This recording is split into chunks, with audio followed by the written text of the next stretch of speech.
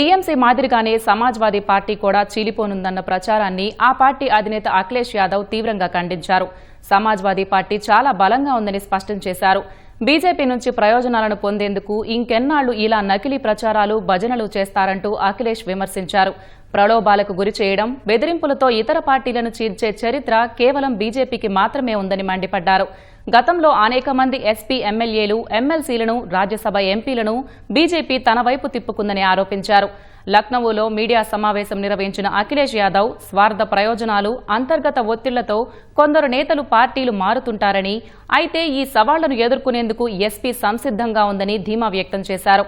ఇలాంటి ప్రచారాల వల్ల పార్టీకి వచ్చే నష్టమేమీ లేదన్న అఖిలేష్ అదే సమయంలో యోగి ప్రభుత్వంపై మండిపడ్డారు.